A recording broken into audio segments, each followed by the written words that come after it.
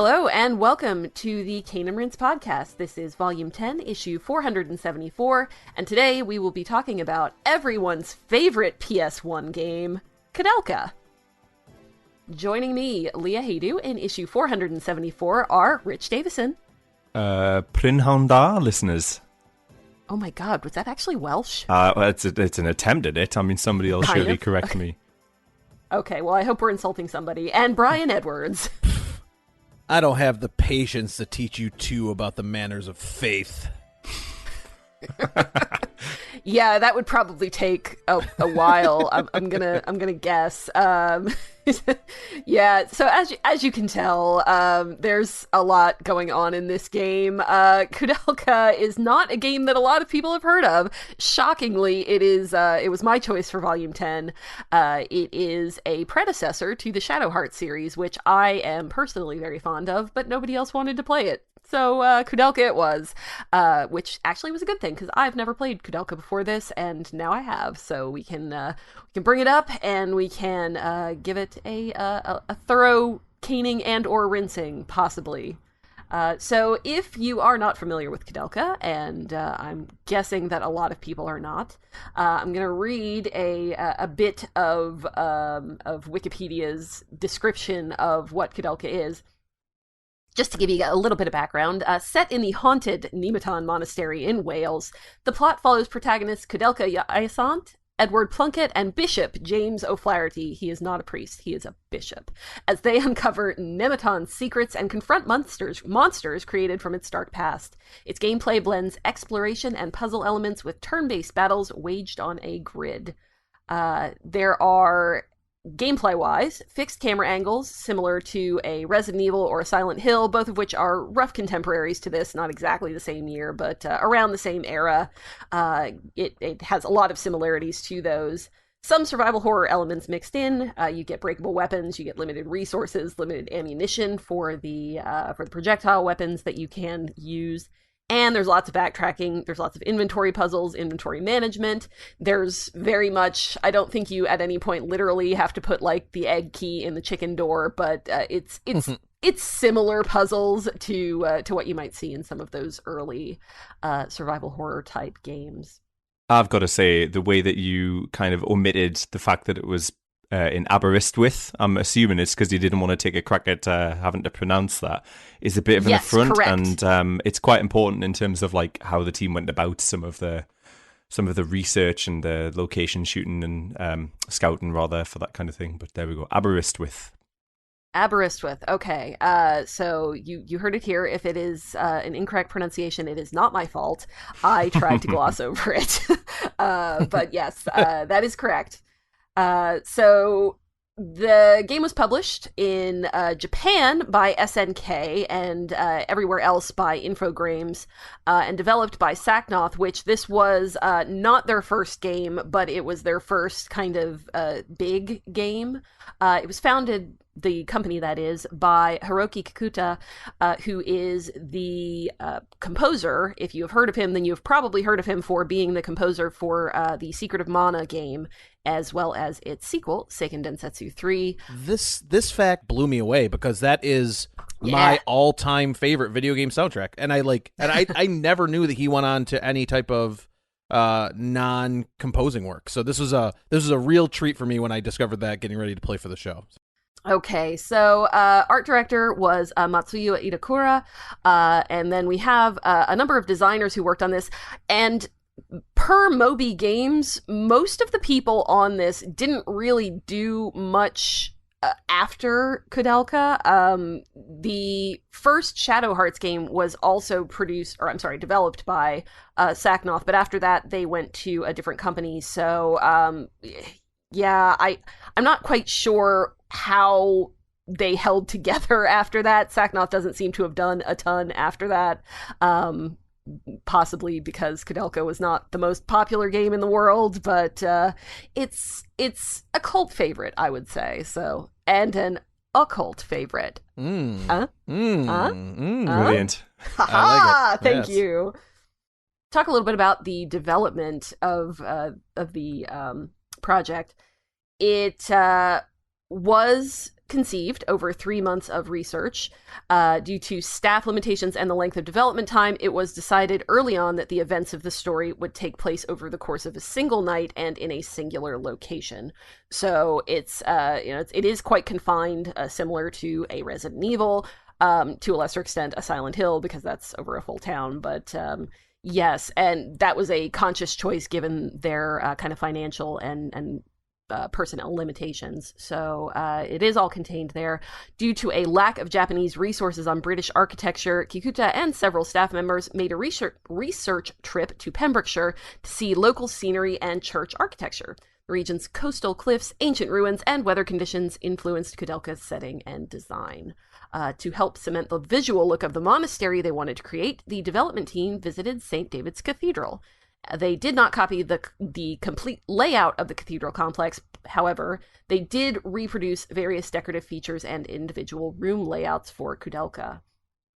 A big influence on tone was a series called Karnaki the Ghost Finder, which was a series of occult detective novels in which the eponymous Karnaki would solve mysteries that would have genuine supernatural elements, or a deception by entirely human agents who merely wished people to believe it was supernatural. So kind of an X-Files type of thing going on there. It's very, you don't necessarily expect that this is going to be the case when you're headed into the monastery, but it's made very clear from the jump that there's something out of this world, I suppose, happening. Yeah. We'll talk. One of the first things I'm gonna talk about here is that this game is very difficult to find. It is not listed on OpenCritic or on Metacritic, which made finding some reviews a little difficult. It seems to be kind of a middling 6 or 7 out of 10 from most outlets that I could locate. Players seem to rate it a little bit higher, but it's not kind of outstandingly high or outstandingly low from what I could see. So it's kind of somewhere in the middle. Anecdotally, I will say, and we'll see a little bit of this in some of our correspondence, but anecdotally, it seems like the people who really like this game really, really like this game. But it's kind of shooting itself in the foot a little bit by not being available on any kind of modern hardware. It never got any ports. It never got any digital download distribution type things on any kind of platforms that I was able to find. And the game is pretty tough to source a secondhand copy of. Now, I think, and if I am correct here, that all three of us do, in fact, have physical copies of Kudelka. Am I correct there? Yes. Yeah? Yep. Okay. Yep. Cool. I received mine as a gift decades ago, literal decades ago, and had never played it up until this point, and I still haven't, because I did not want to get my PlayStation 3 out of its deep dark slumber, so I elected to completely legally play it on a different source, completely legally. However, while I was getting that completely legal copy of the game running, this is where I was going with this entire thing. The first section of the game where Kudelka breaks into the monastery and rescues Edward from a demon of some kind, I have seen that probably about a dozen times by now, because everything kept screwing up for me in the first actual battle. And that whole section takes place before that battle, and you can't skip it. So, I've seen that a lot. It's very, very upfront about its supernatural resources. So, that's kind of a little anecdote for me. So I'd like to talk a little bit about our histories with the game. So, Brian, let's start with you. I think that you had not played this prior to the schedule reflecting that we were going to, in fact, cover Kudelka this year. Is that correct? Yeah, that's correct. And it's funny because I didn't even know, like, I had not heard of this as a game until I saw it on our long traffic light sheet for Cane and Rinse. So when I first joined the crew a couple years ago, I was going through that list of games and I saw Kudelka on it and PS1. I'm like, what the heck? And so I looked it up, and as soon as I started reading about it, I'm like, oh yeah, this is something I want to play for sure. Like, even if it as just as like a curio type thing. And then I kind of started seeing how hard it was to get a hold of, and I just kind of saved up some eBay money over the course of a couple of years, and just because I resell a lot of different things on eBay, and eventually just pulled the trigger this year to get it, and got it, and I played through it on an original super gray fading with a dual shock with sticky thumbsticks, because that's how they get over time, PS1. And yeah, so I played it on a CRT in my basement over the course of the last couple months, and yeah, I really just and this isn't quite my thoughts on the game, but like I really just enjoyed the sitting within a controller's length of a CRT and like booting up Kudelka. Like, it kind of became like a little bit of a ritual for me over the last few months. So I really enjoyed my time with it. But yeah, so I'd never heard of Kudelka at all. I'd heard of the Shadow Hearts series, but not Kudelka. So it was nice to go back and kind of familiarize myself with it through the podcast. Very cool. Rich, how about you? I think you are maybe one of the only ones of us who one of the only ones of us, I say there's three of us, the only one of us who played this game kind of back in the day. So tell me, how do you feel about chairs? Right. I mean, look, I have very disparate and fragmented memories of Kudelka, one of them being fighting an inordinate amount of wooden chairs. And that is kind of like my main abiding memory and selling point for the game. But look, here's the thing, right? On the Cane and Rinse traffic lights, obviously you have your red, amber, and green. Amber, of course, representing that you're willing to play it. So when I greened Kudelka, I greened it safe in the knowledge that we would never be covering this game. And lo and behold, here we are. I didn't like it in the first instance. It was probably around about 2001 when I played it. I can kind of vividly put it in a space and time of studying for my GCSEs, which is your high school level qualifications here in the UK, and looking for something to play. And it's hard to think what would have attracted me to Kudelka. I have to believe probably it's because at that kind of tender age, I was looking for something that was nice and long. And Kudelka is a 4-disc CD-ROM game. And you know, games of like a similar ilk are things like Final Fantasy VIII, Final Fantasy IX, and probably to a lesser extent Final Fantasy VII that had that 3 discs. I was like, yeah, look, this is going to be something that tides me over. And it isn't. Like, Kudelka is a probably 12-hour game maximum. But looking at the box art on it, there's a quote here. It says, "The sexiest horror RPG on the PlayStation," which is like an incredibly self-indulgent, boastful claim. And I have to think probably 15-year-old Rich maybe thought, yeah, look, this is definitely something up my street. I don't really have fond memories of the game, to be honest with you. You know, apart from the anecdote that I shared there about fighting sort of 1,000,000,001 chairs, it's entirely possible if you don't have your wits about you in this game, or you don't have some kind of prior knowledge or cognizance of RPGs, that you can put yourself into a fail state. And I definitely remember doing that on my first playthrough by just pumping stats into the wrong areas. I think my brother and I eventually did manage to overcome that, and we did get a completion, but I then kind of filed it away in the old the kind of Lost Ark of the Covenant style warehouse as something that I'm never going to have to return to, and here we are. In the same way that Leah emulated it, I did as well. My copy is in my parents' attic, and because we're in a COVID situation at the moment, I don't have access to that, and I didn't want to. And emulating it similarly brought with it its own kind of problems, but it was fun for capturing some really kind of out there, slightly insane, out of sequence, non sequitur sort of clips or images, just to kind of get a bit of a laugh out of this. But yeah, that's where I stand. Cool. Yeah, I as I said before, I was the one who actually suggested this for Volume 10. So I had never played Kudelka before, despite owning a copy of it that was gifted to me. I really like the Shadow Hearts series, or at least I did. I will admit that I have not played them in quite a while, so I hope that they hold up, and I suspect that they probably do, but I don't have confirmation of that, so to be determined, I suppose. But yeah, I attempted to play my discs through my laptop on a kind of emulator program that would allow you to do such a thing, but it turned out that it worked better just to use emulated files, so I did that. But I do own a copy of the game. It's completely legit. And I also got to see some really fascinating bugs when I was trying to get it to work. They were quite trippy. Some of them just rainbows of colors where they shouldn't have been. I didn't really know what the music was supposed to sound like. So when I was hearing some of these music clips kind of mushed together and like very industrial kind of Silent Hill sounding stuff, I'm like, well, I mean, maybe that's just what it's supposed to sound like. But inevitably, after that point, the game would freeze up and I wouldn't be able to continue. So by the time I actually got to the real music, I recognized that it was, in fact, very different from what I actually should have been hearing at that point. But yes, played through, completed the game. I guess I probably spent about somewhere in the neighborhood of 10 to 12 hours playing.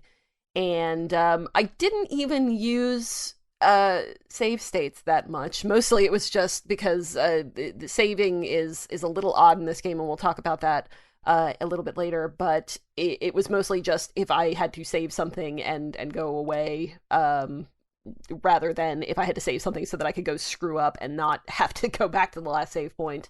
I played about the last 3 hours of this while my cat was at the emergency vet. So at about 2:00 in the morning, I finished Kudelka while waiting on a call from the vet. He's fine, by the way. But yeah, the ending was really something else given the time and conditions under which I played it. But we'll discuss our ultimate feelings on this as we go through. So, this is your spoiler warning. If you have not played Kudelka and you would like to play Kudelka, then maybe go do that. If you have a way of kind of getting it all together and allowing yourself to play, there is a lot of story to this game. I will probably throw in a couple of small references to how it connects to Shadow Hearts, but I'm not going to do any major spoilers of that because I somehow doubt that either of you two are going to run right off and play Shadow Hearts, but you never know. And the audience as well, you know, that this is not... Well, good that you've given the spoiler to all three of the listeners who may perhaps want to go and play this game. It's true, yes. I you know, if you've made it to this point and you're like, hey, that sounds awesome, I should go run off and do that, then do it, please. I would like to hear from you if you end up doing that. But there is a pretty convoluted plot that look behind the scenes here. We have all spent quite a bit of time trying to piece together on Arcane and Rin Slack. I was thinking leading up to this recording, I might have spent as much time reading or looking into the plot of Kudelka as I did playing Kudelka. So yeah, 100%. I'm really like, it might not be 50-50, but 60-40 at least. So Yeah, there's a really interesting YouTube video, and I didn't mention this in my kind of introduction, but it's just called Kudelka, the movie, and somebody stitched together all of the kind of sort of FMV scenes and the in-game cutscenes, and it actually, it does help. Like, if you're struggling with the plot in any way, maybe worth going that. It's about an hour and a half long, though, and it's an hour and a half of incredibly torturous acting, so there you have it. Hey, I have thoughts about that. And yes, some that were kind of surprising to me when you brought them up. So we'll get there here shortly. I when I was writing up the show notes, I had some. There's actually more kind of videos exploring the gameplay and story of Kudelka on YouTube than you would think. So I actually have watched several people's thoughts on usually their first playthrough of this game, and them finding, much to their own surprise, that it's kind of janky, but it's not bad. Like, there are a lot of really interesting things about it. Sure. So let's get into some of those. So, we have already mentioned a little bit about the scenario and the setting of this game. It takes place in 1898. Can you pronounce it for me again, Rich, in please? Aberystwyth in Wales. Aberystwyth, okay. in Aberystwyth with Wales, at a place called the Nemeton Monastery. Um, as we come into the game, as Kudelka appears on the scene, breaking into the Nemeton Monastery, the place is sort of abandoned. There is a couple living there who present themselves as the caretakers, first of all, and become a significant part of the story. However, there aren't. It is not a fully up and running monastery. There are no monks there, to the best of my knowledge. There's kind of just a bunch of monsters, plus this older couple who is living in kind of one of the wings there. So, I've got thoughts on this because, right, yes. the first thing is, when I'm playing Kudelka, it's hard to tell that it's like a period game at the beginning because we've talked about how there's like a bit of a lack of verisimilitude in what Kudelka's wearing, obviously. Mm-hmm. And like Edward's kind of dressed. Edward is basically just Brendan Fraser from The Mummy, who is like a timeless explorer. And given that it's set in England, excuse me, given that it's set in Wales and the UK, like there's a lot of those kind of period homes, those stately homes that keep up that appearance. So it's not beyond the realms of possibility that it isn't set in 1898, and it takes a while for us to kind of like establish that it is a period piece. It's mostly just in things like, the types of furniture that's there or the types of equipment that Kudelka and that use, and perhaps more along the lines of like the reference material that they've got. So like you can't get away from like the absolute like dirge of poetry that's put in this place that kind of reveals that it's of a time and space and a mode of thought as well. I think that doesn't really come to light until James gets to the party. We'll talk about him later, but his story interactions and kind of his language and his references to just kind of things outside of the monastery where you're playing were the first times that I like started feeling like, oh, this took place some time ago. Not sure how long, but some time ago. But until then, you're absolutely right. Like, Kudelka and Edward come up at to use a completely probably unfair comparison. It's almost like Leon and Jill, in Resident Evil 2. Like, it's just kind of like, you have your male protagonist and you have your female protagonist, and they're going into this unknown, creepy setting, and it could have been any time period at that point.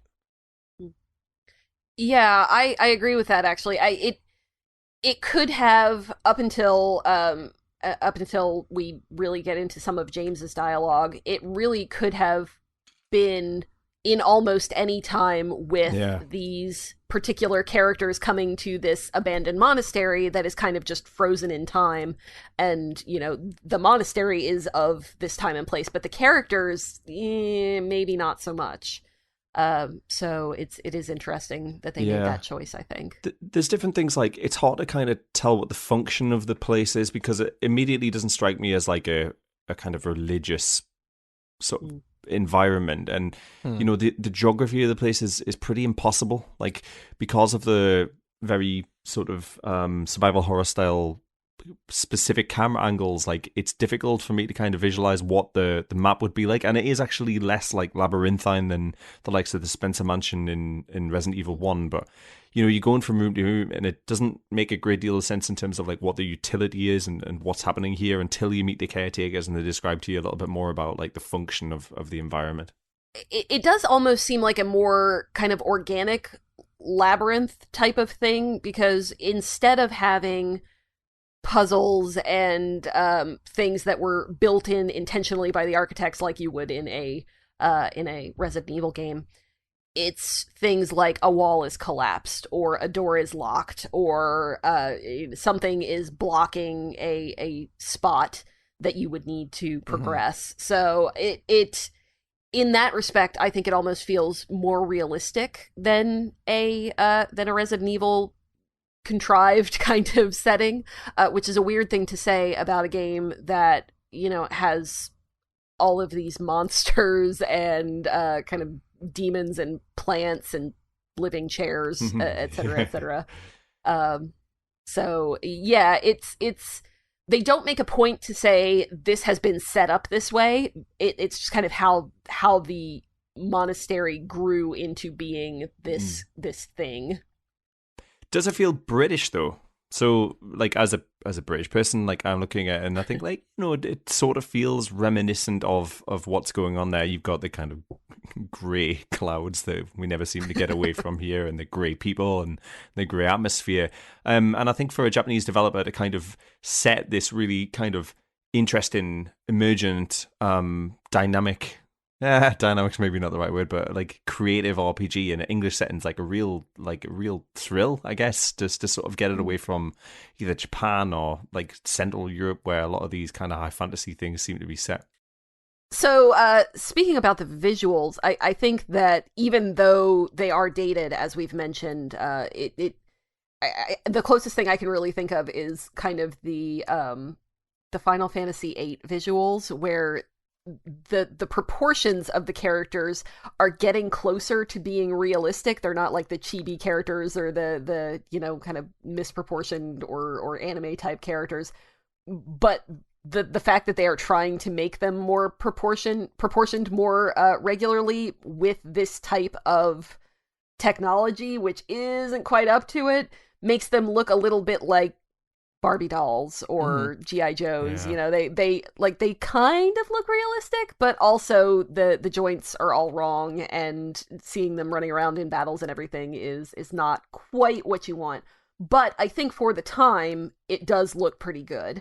You have these polygonal characters. You have some genuinely unnerving monsters, in my opinion. Yeah. The monster designs I thought were actually pretty outstanding for a game like this. What did you guys think of the monster designs?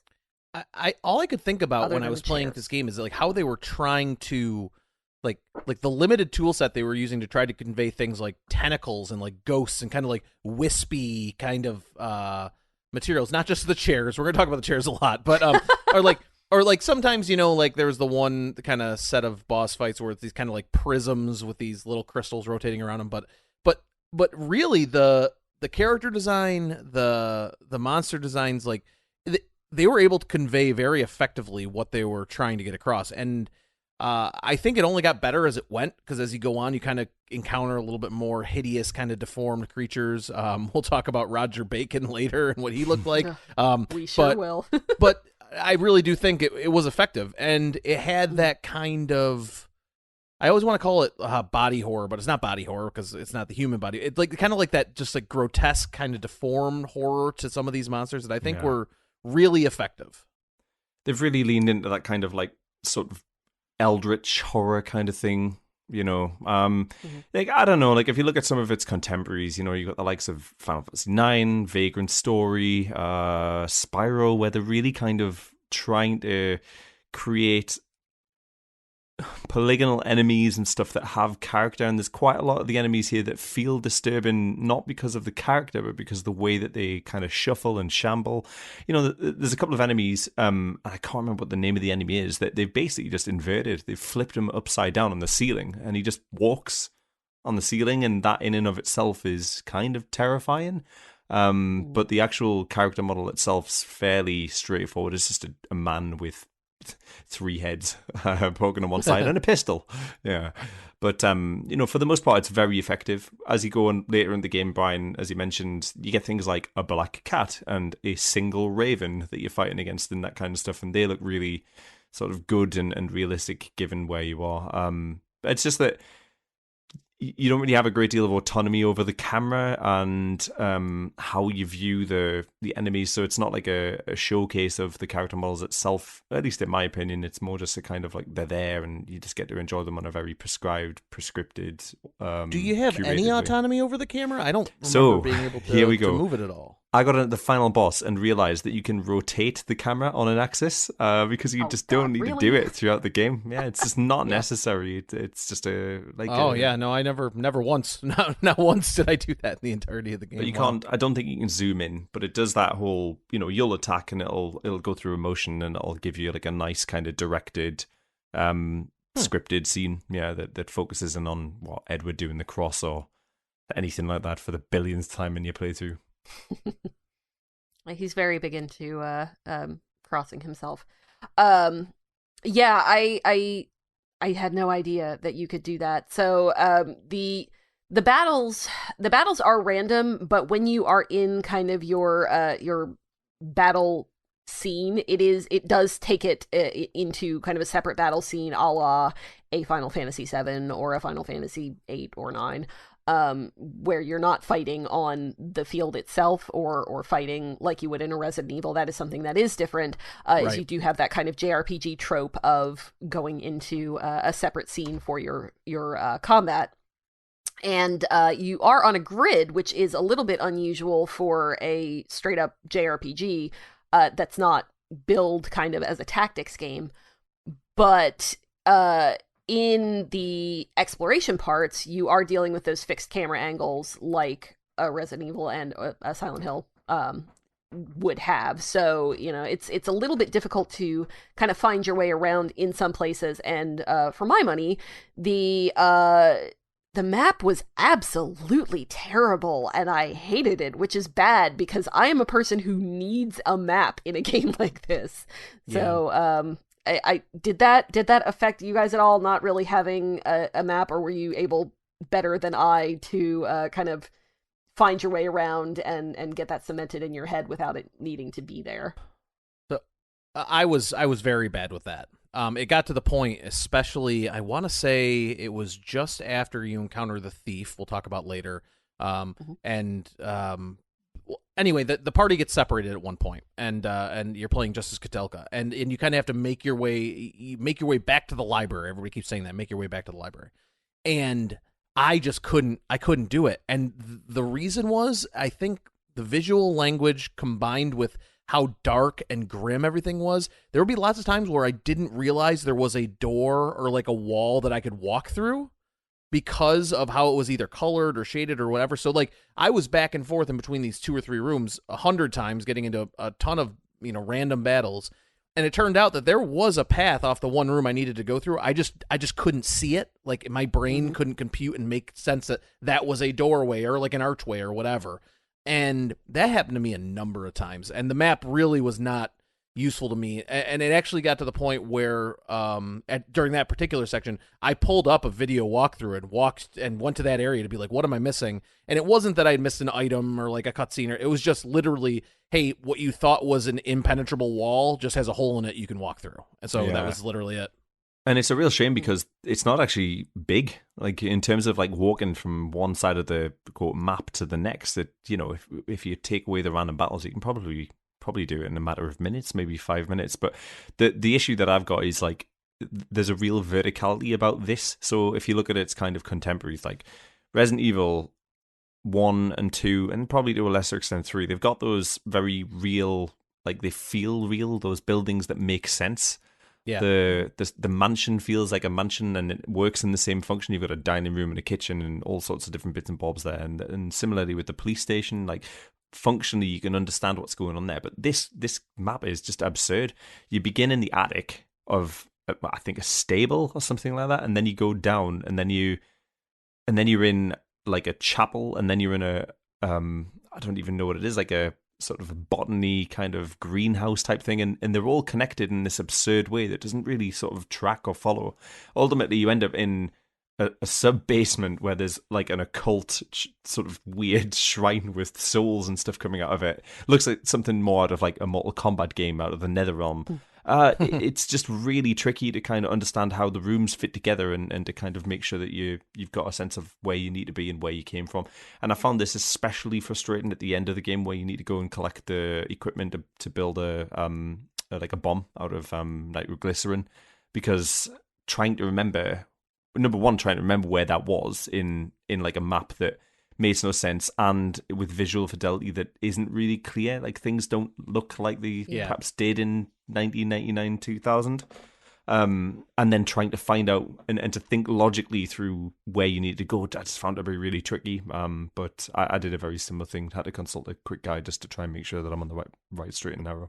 So I think the Resident Evil games solve this a little bit more. And if anybody wonders why we're comparing this to Resident Evil a lot, it's like it not just because it's survival horror. Like the isometrics, like pre-rendered background rooms are. I mean, it looks. You could have swapped some of these rooms out for Resident Evil 1 and back and forth, and it would have. You could have believed either of these was in either game. So it just has a lot of visual similarity to it. But like what I think Resident Evil did, and I can't remember if 1 did this, I know 2 did, but like anytime you had an item around that was interactable at all, it would have that weird little blink, that like flash blink to it. And Kudelka doesn't have that. So a lot of times I'd be looking for more pistol rounds for Kudelka. She uses a gun. At least I had her primarily use a pistol in my playthrough. And there would be bullets kind of all over the place, but there was nothing really showing me it was there. You could see once you accidentally found one, you could see that the box was like modeled in game. But what that just led me to doing is I would just walk around every room along the perimeter, just spamming the X button, just to see if there was anything to pick up at all. And now that was that strategy worked out pretty good. It didn't stop me from finding much. I found most of the things that you need in quotes to find in the game without a guide. But it was kind of like took you out of it. Like I don't know if there's a better balance to strike, but there was like I have no idea if I'm going to find something here or not, and then I'm slamming on X and it'll be like, oh, here's a bottle of Lister, the mana stuff, and then but then other times it'd be like, here's this guard's diary that gives you 20 pages of lore, and I'm like, holy cow, what am I doing, so like it did feel like you had that moment of I don't know if every room I got what I was supposed to get there, but you just kind of had to force your way through. Now, I will say that I did miss something very important, and I won't say that this is necessarily 100% due to the visuals, because I still don't know where it was. So was it the pendant? Yeah. Oh, yeah. So there's a pendant that if you miss it, you just straight up get the bad ending. Like, that's Yeah. it. You walk into the final boss fight, and she kills you immediately. There is an alternate way to get it, and I did have to look that up, because at a certain point, you get closed off from... There is a point of no return where you just get closed off from the bulk of the monastery, so you can't go back and like just go around and look for whatever you missed. You just kind of have to figure it out or suck it up and accept that you got the really bad ending. So yeah, I don't know why I missed it. I don't know if I just walked right by it. I don't know if I went to the wrong place. I have no idea. I just know that there's no way of knowing. Like, there was no indication that you would need to do that. Right. Which feels like until you get to that last point, when you go to like enter the room where she's going to be, it says something like you don't have I don't remember whether it actually says you don't have the pendant. You feel uneasy because you don't have your pendant or something like this. Yeah, but at that point, there's nothing you can do about it. Yeah. There is, but like it is very hidden. Essentially, there is that black cat enemy that we mentioned. You have to go to a very specific spot in the final kind of tower and find this black cat enemy, and it will drop the pendant. But there's no indication of that. Yeah. Like, how are you supposed to know that? I guess you would just have to kind of keep running around and hoping that something happened. But yeah, I really screwed that part up for whatever reason. A final thing on the visuals before we sort of set off onto the audio and the story and such is like a thing that Final Fantasy often gets criticized about, certainly the PS1 generation Final Fantasies, is the dissonance between the kind of open world or the outer world maps and the actual in-battle scenes, and that's like even more prominent in Kudelka, where the isometric survival horror style view, like the transition into the actual battle scenes is night and day. There's none of the characteristics or any of the background that you would have in the room that you're sitting in, or even any indication that you're actually in the same room at all. It's just a very generic blank field. So if that's something that you're sensitive to, then Kudelka's not probably going to feel very natural for you. That's a good point. I didn't even think about that, but you're right. It doesn't matter whether you're getting in a fight in the stables or in the kitchen or in like the cemetery prison or whatever, it's you do just kind of have that same kind of black and like the enemies kind of fade in from the back of the grid. Is it too, or can we talk about the battle system a little bit, or are we going to get to that later? So when I saw the grids first set up, and it's Kudelka and Edward at first, and then James later, I was really excited because I saw it felt like a bit of a tactical type of map. I start moving my, like pieces around. I'm thinking like, oh, this is going to be like, I'm going to have to like worry about positioning and worry about this and worry about that. And some of that ended up being a little bit true. when it comes to like casting magic spells and things. But in reality, like it got to the point where if there was a spam escape button towards the end, I would have been doing that, because what I found is that I would end up in almost every battle except for the boss battle, and I don't know why. Maybe something was broken with my game, and you can tell me if you guys had this experience. I felt like Edward was getting like 4 or 5 turns for every time Kudelka or James got to do anything. Was that the same in your guys'? Probably the way that your character build is set up, like, yeah. You know, pumping stats into agility means that you just get loads of turns. I mean, I had a very kind of different but albeit problematic experience with the way that I did it. You know, just to your point on the tactical stuff, like, I was like not excited. Like, I'm not a natural tactical player, and so the idea of spending my time trying to work out, okay, how am I gonna reposition Edward in such a way that I'm just out of reach of the character, that would have probably been quite an onerous and miserable task, and it really makes absolutely no difference whatsoever. Like, the only conceit that there is the enemies cannot progress beyond the character that is closest to them. So if you've got a caster or a magic user, you can just sit them way off in the background and have your tank just stand there and form like a nice kind of line to make sure that nobody gets past there. And you know, it's a very, very easy battle. Just from a tactical perspective, I think there's probably a lot more that they could have done just to try and sort of take advantage of the grid-based type stuff that they did, and they just didn't bother.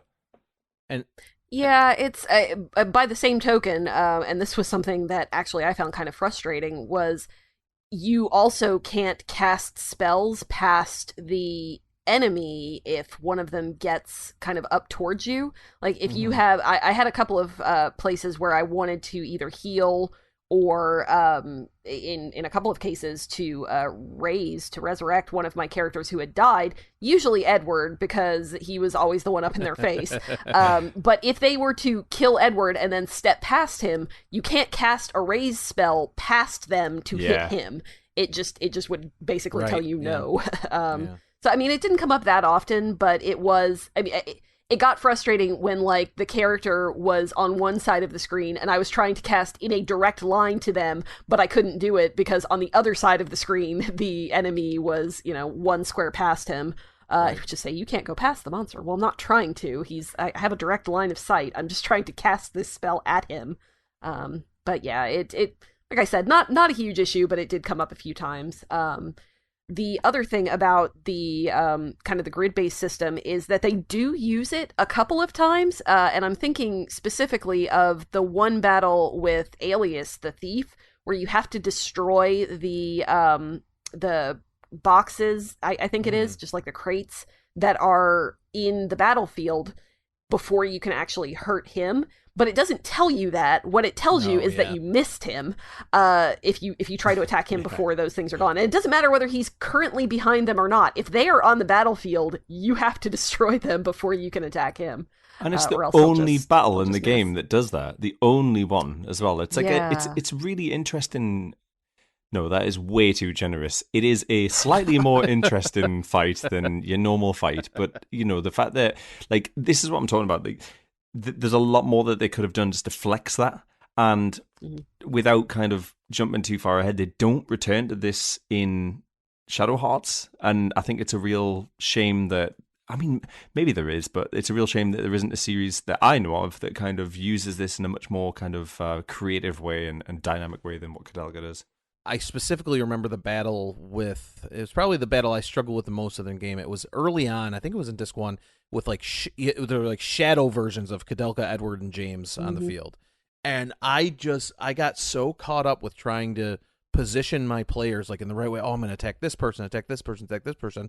And I didn't realize that you couldn't attack past the first enemy in the field. And all I really needed to do was move all three of my characters right up front and just all three bash on one and then bash on the next and bash on the next. That's how I ended up doing it. But my video game brain was like, okay, I'm going to position my mage here and do this and do that. And in reality, what I found, and Rich, you mentioned this in the Slack chat, and I appreciate it for you. Appreciate you sharing it. It was basically, if you had enough HP on your characters, you could just bash through anybody eventually. Like, you know, just have one person in the back to kind of raise everybody else up. And then if the other ones are up front just with a, you know, like a huge pool of HP, there wasn't a lot of actual strategizing to the battles, which I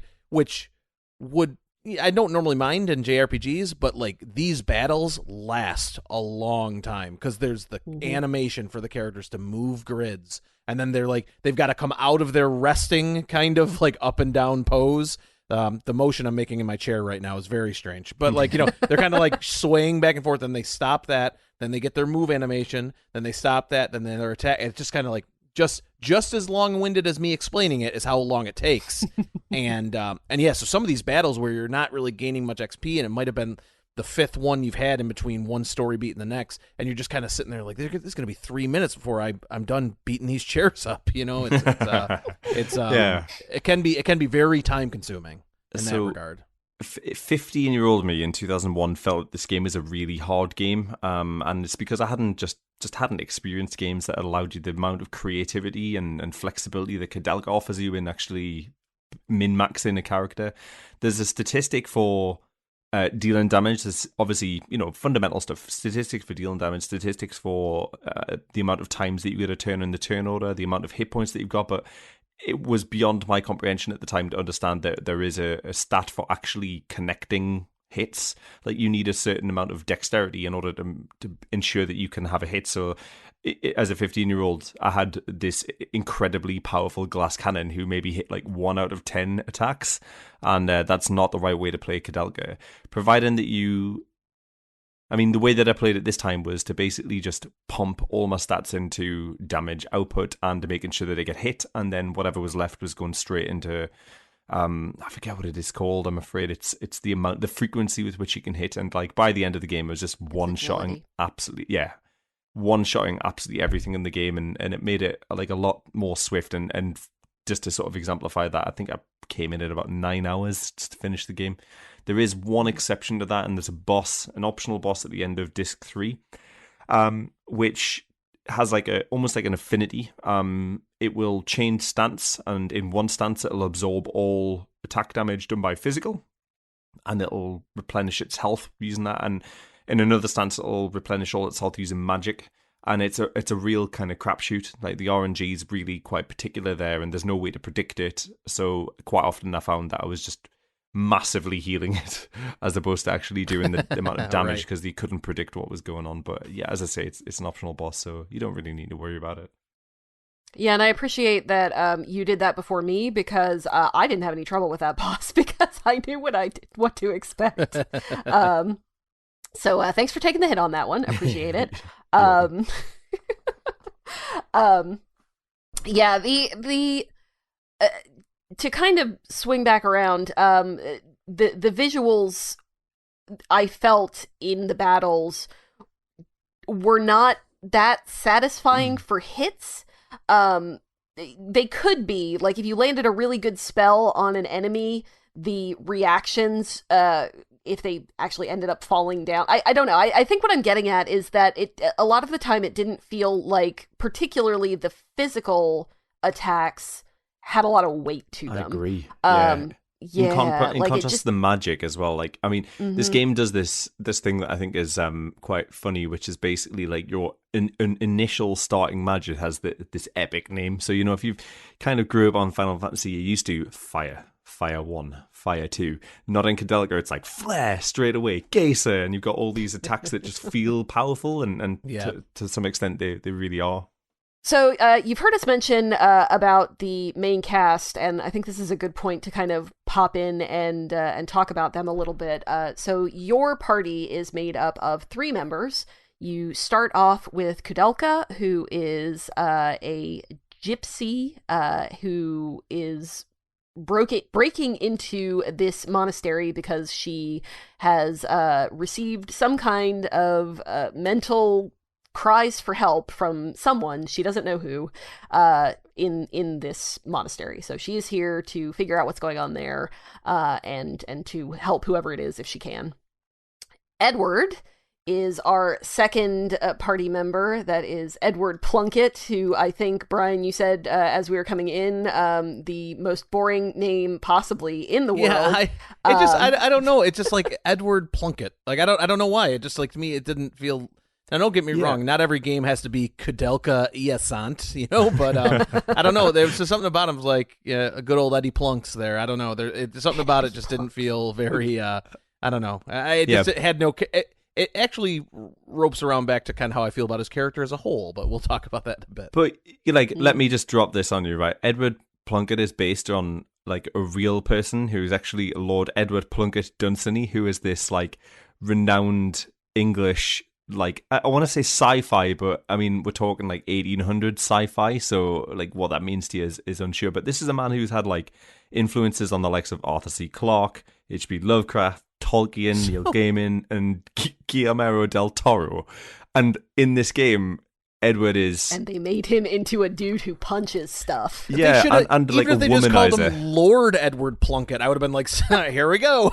I would have been, I don't know why. Maybe that's not fair. For some reason, it just bored me to tears from the outset. We'll get there, but the drunk scene is the best example of Edward's character, and I'm really looking forward to getting into that. Yeah, at least when you first meet him, Edward is kind of presented as the rough and tumble everyman type of dude. He's an adventurer. He's your kind of Indiana Jones stand-in who is in here for fortune and glory. But he's also real dumb because Kudelka straight up tells him, she's like, I'm not eating that food. He's like, but I'm starving. And then he just eats all that food. And then 2 rooms later, he's like, the poison. She's like, yeah, I smelt it. I told you. I don't know what you were doing there, plunky boy. I don't know. Whatever. Yeah. So there's Edward. And then our third party member is James O'Flaherty, who is not a priest. He is a bishop. He's very keen on letting you know that. He's also incredibly racist. So he's a real fun guy to have around. Yeah. Thoughts on James? So, when he's not thumping his Bible, he's bickering with everybody for the sake of bickering. I mean, the amount of... So you will argue that black is white. You'll come in and Edward is by this point, Edward has been poisoned by these 2 individuals, Ogden and Bessie Hartman, and obviously they've shown that they're hostile towards them. And despite that, James can't quite understand that. He sort of sees them as salt of the earth Welshmen, and it's his responsibility to make sure that their name isn't sullied because it's slander. The ban is reprehensible, I guess, and racist, but he does have an arc in this story, and it is somewhat interesting. Yeah, once you find out kind of why he's there specifically, and it doesn't really make him better, but it does give his character more to work with, I think. I do. The thing I do like about him is exactly what you're talking about, Leah, because he, to me, is the person with the most actual reason to be there.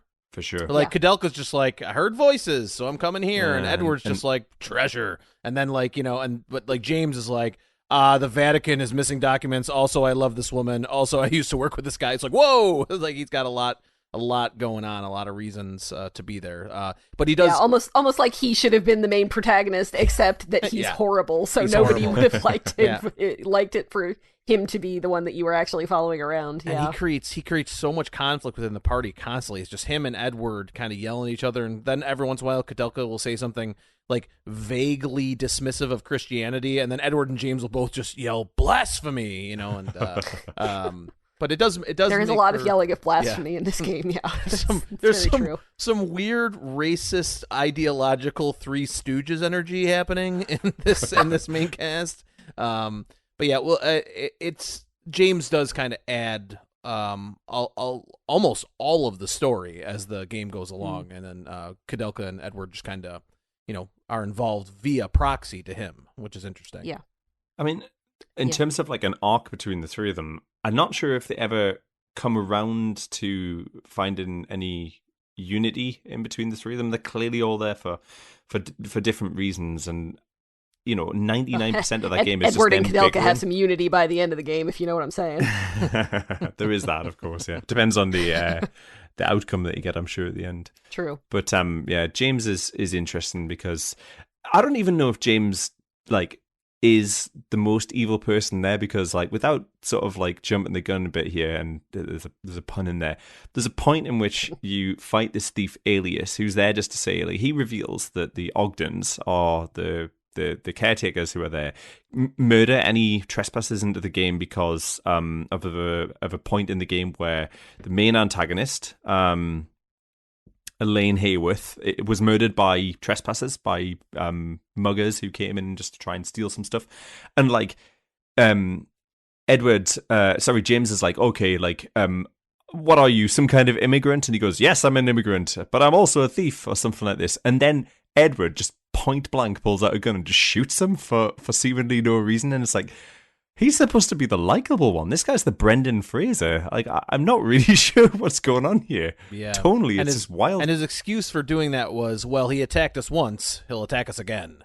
You know, and kind of like James is just very like, Christian of him.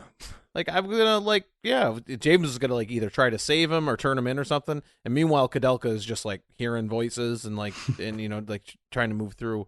There's not really, I guess maybe that is why Kudelka is the main character, right? Because she is, I wouldn't even call her likable, but she's the least hateable of the three of them. That's it, sure. Isn't it? Yeah. Yeah, I mean, she is not exactly a,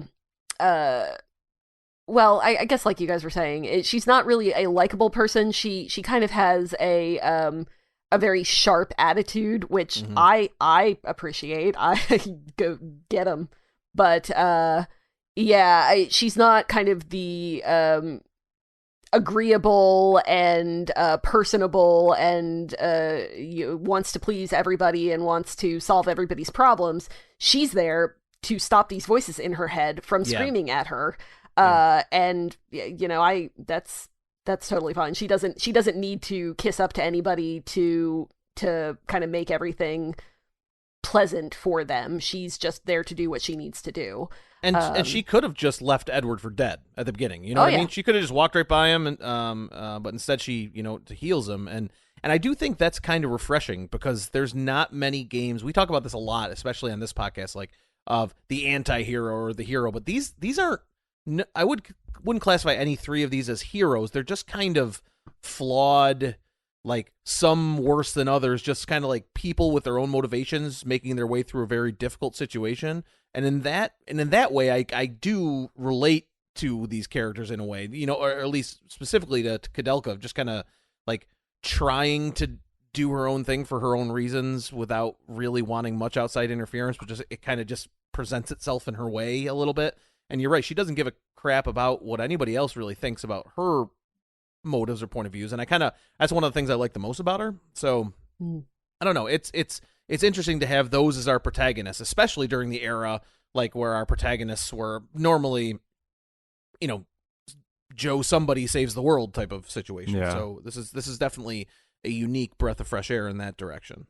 So James really drives the plot forward, but I think the most fascinating scene in the game is actually something that didn't need to be in there from a sort of like pushing the plot forward. It's the drunk scene, and forgive me if this is going a bit far ahead, but we could potentially not talk about this. So there's a scene just before, I want to say like 90% into the game, where Kudelka and Edward are waiting for James to create a nitroglycerin bomb so that they can get into the chapel to fight Elaine. And in order to kind of pass the time, what they decide to do is get absolutely trolleyed on whatever sort of whiskey stores there. And James is giving out about it, and he's like, oh, you just don't understand. Like, by the time that I grew up, all of the jungles have been explored, all of the adventures have been had. Any land which was sort of conquered has already been explored by the English, and I want to create my name. And then Kudelka essentially kind of holds my beers, James, and she says, like, you know, as a gypsy, I was cast out of my community for having psychic powers. I never knew love. I was a prostitute at the age of 9 because I had no family and no means to support myself. You'll never understand what's going on here. And it's like, Kudelka up until that point felt just very stoic and cold to me. And actually, in that one moment, you get a sense of like, okay, here's somebody who's really kind of gone through a lot. Feels like she was deprived of a childhood and wants to support other people who are enduring the pain that she has. And I think it's why there's such a kind of nice affinity between the likes of Charlotte and Kadelka. Charlotte being the young girl who we'll come to, no doubt. Yeah, I actually what I wanted to tie this into was the voice acting, which I kind of have mixed feelings on. But Brian, I know that you in particular have some things to say about this. Yeah. So I go you go. I think the voice acting in Kadelka is not bad. And that's the nicest thing I can say about it. When I sent a message to you two on the Canaan Slack saying, "Hey, I don't think this voice acting is that bad," I got kind of the like like text based scoffs a little bit, like like oh, I'm not sure I agree with that, or well, to each their own, kind of like those opinions back. But I find it even more so watching the videos afterwards and kind of reading up on the game. There is so much bad dialogue in video games, like both print and spoken, and especially early voice acting. Like you just got the opinion that they just got people that were working on the game to do voice acting. Sometimes it was better, sometimes it wasn't, but all of the dialogue in this game is just like dripping with melodrama, like all the time. And I think that the character performances are surprisingly understated for what some of the content is. Now I already joked about them shouting blasphemy, and I quoted James at the very beginning of this episode, but I really think that while this voice acting it's by no means up to any standard we would hold voice acting to today. I was expecting playing a PlayStation 1 game with these kind of CG, interludes and voice acting in these sections.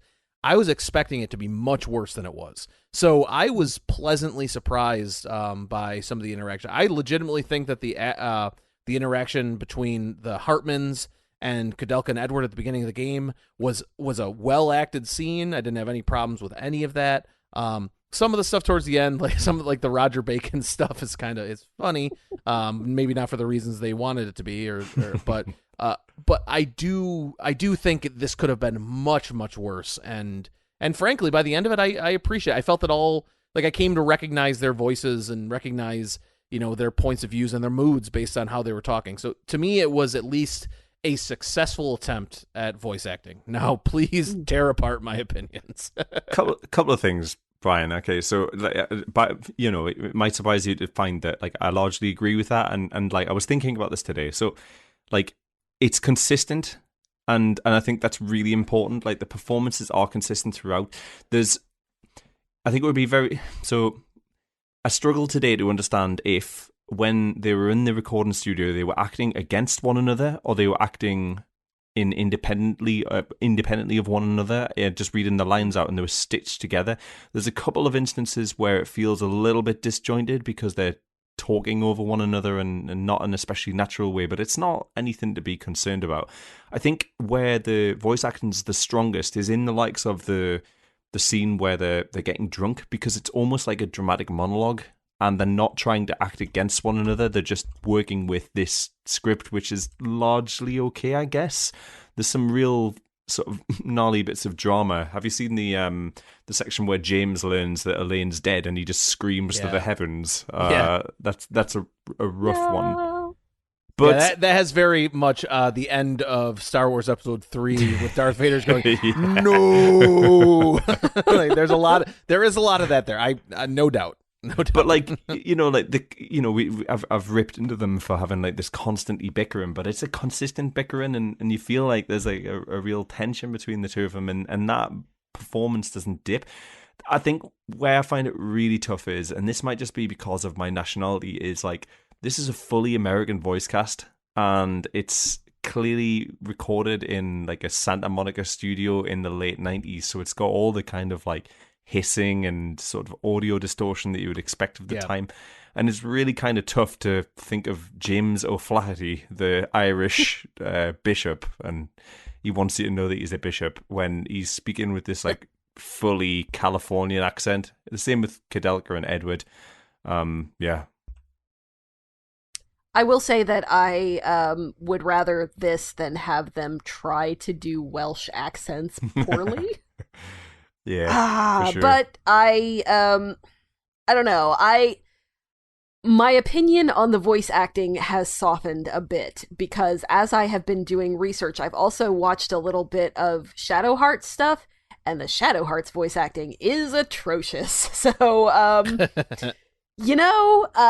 for the time, a lot of games of this type didn't even have voice acting, and a lot of the voice acting that they did have in this kind of era, I guess, was a lot worse than this. So Yeah. I don't think that this is great, but I think that the actors did actually pull off what they had in an acceptable manner, at Yeah. least, if I wouldn't exactly call them good. So on top of that as well, and this is a 4-disc game for a PlayStation 1, and it's Mm-hmm. 9 hours long. So you know that a lot of the performance is actually in the audio. And to support that performance as well, one thing I do want to kind of praise it for is the animations in the character models in those diorama scenes is really good, to the point where I Mm-hmm. had a moment in where I was like, okay, this feels motion capped, even though it clearly is keyframe animation because of the way that they move.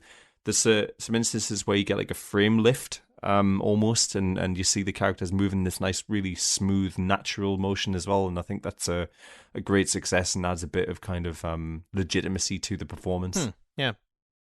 So to go along with the vocal performances, we briefly mentioned the music previously. The soundtrack by Hiroki Kikuta, who, as we mentioned before, had previously done music for Secret of Mana and Seiken Densetsu 3. I like the tracks. It's just that there's only like two of the two or three. The battle music is pretty repetitive, I find. I love it. Um, I love it. I really do. It sounds like somebody's just gone buck wild on the synthesizer. You know, they're like, right, let's get the panpipes in there and just start like jamming out to it. I think it's really good. It's a real like positive for me, and I can't say that I ever got like sick of the. No, the boss music's really good. The battle music in general is pretty dull. I mean, it doesn't inspire any sense of like action. It's so like lilting and slow and stuff. But yeah, Brian, I bet you've got thoughts on this. Well, yeah, I think the battle theme itself is pretty good. It's unique to a JRPG for sure. The kind of synthesized mandolin that kind of pushes it along, I think is great. And I think the boss battle theme is pretty cool too. In fact, after watching so many videos on my phone, my 4-year-old son would look over and he'd be like, I like that song. I'm like, yeah, me too, dude. You know, so like, but the thing is that you hear them a lot. And with nothing else to break it up, the sound of the main battle theme to me, it became so like it went from I really liked it, and I still do, like in a bubble, but to like anytime I'd get whisked away to a battle and that theme would start playing, I would just be like, come on, like I'm just trying to get to, the next part, the next segment, the next scene. So it kind of became the symbol of my annoyance with the playthrough. So I can't keep them completely separate in my brain at this point. I think it feels like it sort of puts it in a time and place as well. Like I don't necessarily think, okay, this panpipe and harpsichord solo really makes me feel of like 1890s Wales, but it drags it into a the time 1890s space. Welshman skipping around with his pan flute as the harpsichord follows dutifully along in the background. But yeah, I mean, like it, very early on, it's like, okay, I'm anchored in this space and time because of this music. It's just 9 hours in, like 2 or 3 tracks. Yeah, it's grating and it's exhausting. yeah, you don't really. Correct me if I'm wrong here, but you don't really have background music when you're just kind of traversing the environment, That's right. do you? It's pure you silence. do in some of the scenes, but even then, it's not always. It's mostly in the battles, so it's those background tracks are the ones that you are going to hear by far the most out of anything, which is it is what it is. I kind of would have liked the version that I almost got with the kind of glitches in the emulation software. I'm telling you, it was very Silent Hill, very Akira Yamaoka. It had a lot of kind of stuttering, and it was fascinating. But it was not melodic. It was not panpipes. It was definitely not Welsh. So I'd like to give it a go. I guess yeah, it was something else. The only other track that I can think of is there's a single track where it's the scene where James is learning that Elaine has unfortunately been murdered a while back, and he screams to the heavens. There's just this like super powerful, totally disproportionate like children's voice choir, like I don't know, there's like 100 different voices in it singing this Latin song, and it's like, wow, okay, probably a bit too much for the occasion. Like I'm already struggling with the overacting. Right. Yeah. They really wanted to drive that home. Overacting, oversinging, it's what they do. I wasn't saying that it was universally better than bad. I just mean as a whole, it was better than bad. That's all I meant. Oh yeah, no, I would agree with that. It is definitely better than bad, and it definitely could have been worse, which isn't exactly a glowing endorsement, but it is. I don't think that it was bad at all, actually. So we have brought up some of the NPCs that you meet along the way, and I'd like to move along to kind of explain them a little bit more, particularly Ogden and Bessie Hartman, who we brought up a couple of times, and Elaine Hayworth, who is kind of the big bad, that you face. She's not necessarily the big bad behind the scenes. No. It's kind of not her fault that she's the big bad, right? But, yeah, exactly. But it's important. She is very important to the plot, so I want to definitely give some attention to her. Oh yes. Yeah, this is where the capital P plot of Kudelka starts to happen. So I will start, and you all can jump in when I start to sweat and founder, and as I certainly will. So Kudelka arrives at this monastery and rescues Edward. Edward and Kudelka later meet James. This is after they have met Ogden and Bessie. Ogden and Bessie are the caretakers of the monastery, who have been there for quite a long time. They have been there since a man named Patrick Hayworth was the owner of the monastery, at which point I don't believe it was actually functioning as a monastery before, if in fact it ever did. I assume that it did at one point, but they don't really get into that time period. It must have been kind of before Patrick's time. Yeah. Okay. But it's not just a monastery. It's like a monastery stroke prison for infidels, maybe, or unbelievers, or just ne'er-do-wells in general. And they go there, and I think it was described as a prison for heathens and thieves. I think is the way it was described. Ah, of course. Yes, as you do. Yeah. Yeah.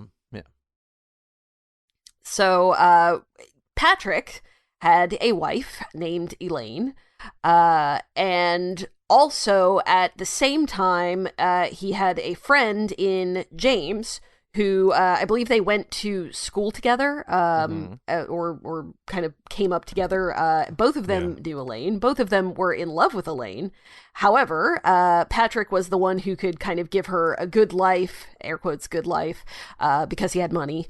So James kind of backed off and became involved with the church.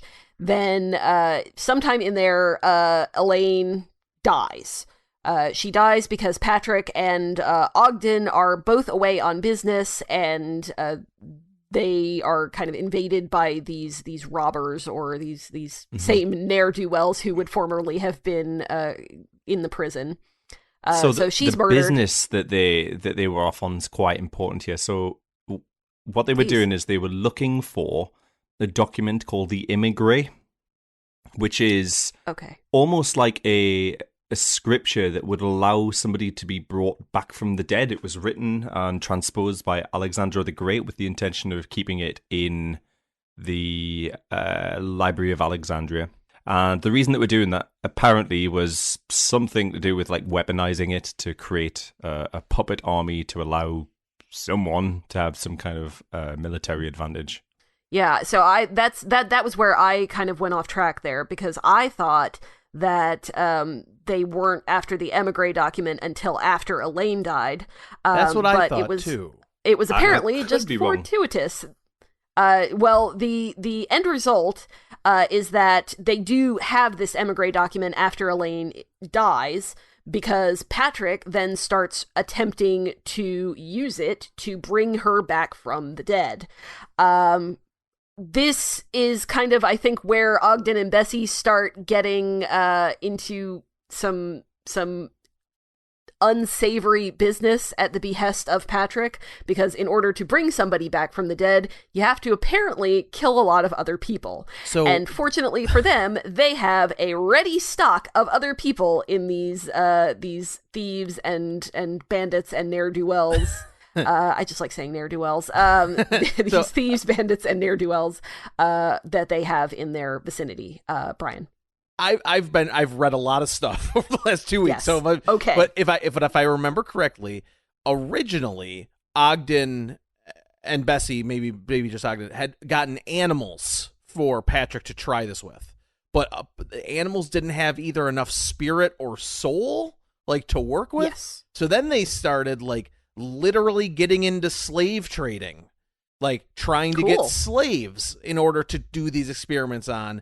And that just kind of turned into anybody with a pulse. That's the that way rings true because Ogden was the ship's master of the slave ship that was transporting the slaves for the souls. Yes. That he in turn was at the helm of, which then got destroyed and he felt guilty about for the rest of his life, which led him to painting versions of that disaster over and over and over and over again. Yes. Is everybody on the same page yet? I think so. Okay. Yeah. It's taken 3 of us, but I think we are now the 4 masters of the Cadelga lore across the entire earth. Well, the one thing that we did not mention yet is that he eventually did bring Elaine back to life, but only her body, which was horribly mutated and seems like kind of possessed. I'm not sure that they ever really describe what it is that happened to her to make her kind of this hybrid spider plant monster. Yeah, there's an allusion to a plant and, a symbology, I'm sure, but the idea is that so her body was resurrected, but her spirit remained in the manor. And her body is a plant that is at the base of the building, and in the steeple of the chapel, I guess, is the flower where she is born or reborn, as it were, as a flower spider abomination thing. And her spirit is what has been crying out to Cadelca to tie a big bow on everything. So that's why Cadelca came, because she could hear the spirit of Elaine calling out to her, presumably to kill her and end right, her yeah. misery. Yeah. Yeah. Yeah. There was it was just a big like psychic skywriting of the words help in the sky for Cadelca, like which got her there. It's like that scene from Alien where, the director's cut of Alien where it's just stuck to the wall. That's basically Elaine. Now, where I'm hoping that you guys can help me is, how does Charlotte fit into all of this? So she's kind of a B plot. Charlotte is a little ghost girl who you meet relatively early on and who is just a real little brat. For reasons that you find out a little bit later, but I'm not sure if she is supposed to be connected to everything else or if she is just kind of another side thing to deal with in this mansion, mansion in this monastery. So I'm kind of hoping that you all can help me with that. So if I have this correct, and this again just goes from multiple things I've read, Charlotte was a love child born between a queen, I don't remember where the queen is from, and somebody else, and it was a child that needed to be kind of disappeared for political reasons, so she was taken to the prison at Nemeton Monastery, and that's where she died. Well done. Okay. Yeah, so is that correct? I mean that is. Okay. So she's born out of wedlock between the Queen of Hanover and another person, and obviously like a sort of bastard child is something that's frowned upon at that particular moment in time. And Charlotte's kind of basic premise is that she as far as I'm concerned, is there just to sort of flesh out Kudelka's character. So they draw comparisons between the two. So Kudelka, as I mentioned before, is a woman who was cast out of her gypsy community for displaying supernatural powers in the same way that Charlotte was cast out of her community for the fact that she's born out of wedlock. And the whole relationship between Charlotte and Kudelka is that Charlotte doesn't necessarily sympathize with Kudelka, but Kudelka definitely sympathizes with Charlotte, and through that she's able to express, like, I have these abilities and I feel responsible and accountable for helping you pass and releasing this anger. So it sort of serves the purpose of giving Kudelka a bit more to do while she's in the monastery, and sort of exemplifies how she feels that it's her responsibility to, I don't know, support other spirits or other people and try and make their life better in a way that she didn't necessarily have. So I could be totally wrong. It could all just be no, coincidence. I think that's a really good synopsis of it. I there is a kind of side. It's not exactly a side mission, but it's a side objective for you to locate these letters, that because part of the reason that Charlotte is so angry and has such unrest in her is because she believes that nobody ever loved her. Her mother never loved her. You know, she was just sent here to die. But you do find a lot of letters. There's a lot of letters that you locate from Charlotte's mother to her, to Charlotte, that you can then bring. I believe you have to bring them to her grave, to Charlotte's grave, and then you bring them to where her ghost is. Now, and the letters effectively say, you know, oh, I love you and I miss you, and you know, please don't ever think that this is by my choice. You know, it's all very, very affirming for Charlotte as somebody who believes that she was not loved, to, you know, find out that she was. Now, I screwed up somewhere along the way, and when I went, I thought I was going to give her the letters, and instead I actually got into a boss fight with her and had to kill her. So I felt really bad about that because I was not trying for that outcome, but I'm not sure what I did wrong. You win some, you did lose you some. guys get through the did you fight her, or am I just me? So I Just me, fought isn't her, and then I reloaded a previous save and was able to do it the other way, and that was only by guide though. Because Yeah. in my mind I was like, that didn't go the way I thought it was going to go, and then I looked it up. I'm like, oh, okay. So I forget what I had to do. I'm not sure if I had to combine an item, or maybe I had some letters that I hadn't like read through all of them yet. I know that sometime in this game can kind of be a weird thing. Like you might pick up a diary, but if you don't read through the entirety of it, it might have been something like that. I can't remember exactly why. Yeah, I don't remember, Leah. I think I remember fighting her. I don't remember whether or not I put her soul to rest in a much more kind of kind form. I like Charlotte because I think it's rest. yeah, I think it just establishes the lore a little bit more. Like each one of these souls is kept in perpetuity as a result of an emotion. In the case of Charlotte, it's the raw anger that she experienced as a result of being abandoned by her parents, and obviously for Elaine, it's to do with like not being able to reconcile the relationship between James and Patrick, I guess.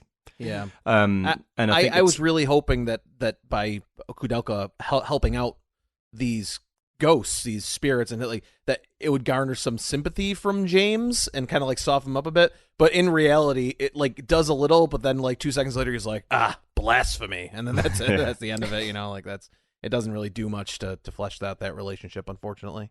I'm not familiar with Shadow Hearts, but I'd like to think that kind of lore permeates through the series, because it seems like quite an important sort of mechanical, like theoretical lore that could exist in there.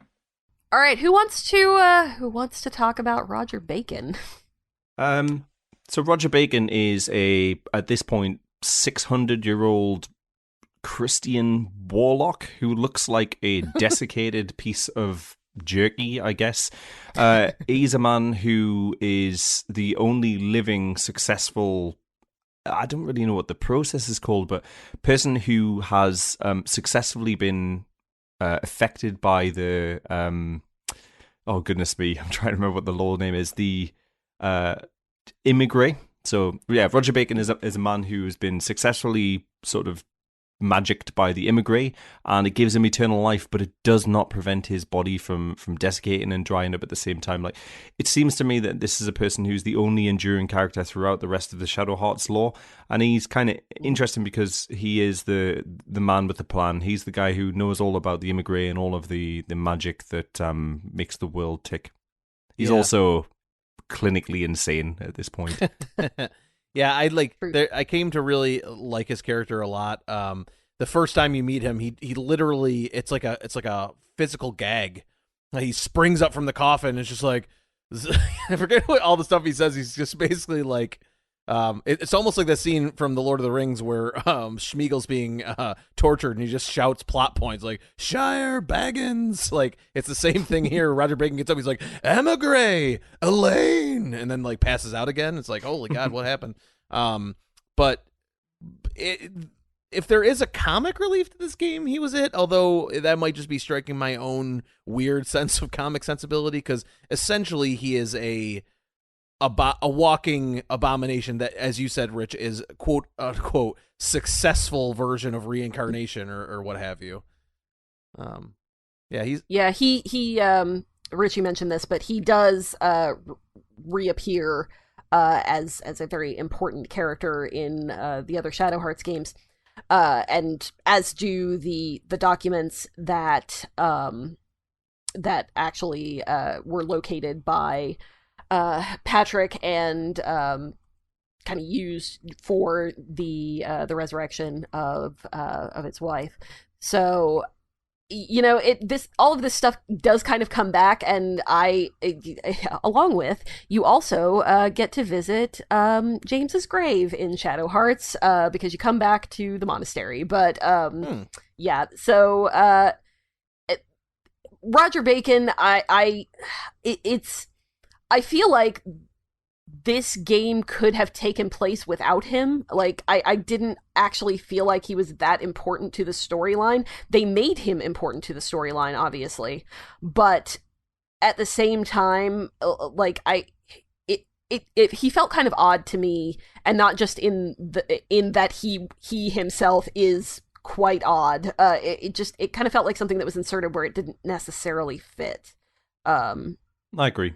Yeah. I think the one saving grace for me is that they don't fall into the video game trope of, here is a man who is old and a hermit and lonely and therefore he's funny and insane and insanity is hilarious. And, you know, like, they sort of gently stay away from that. But I'm not sure if that's a trope or a language that had been established at that point. That's a good point. Yeah, I hadn't thought about that. Yeah, they really do stay away from that, though, as kind of their, you know, the information dealing, you know, like, you know, kind of like the hint dispensing kind of old, you know, tucked away person, you know, that this is a different way of accomplishing the same goal.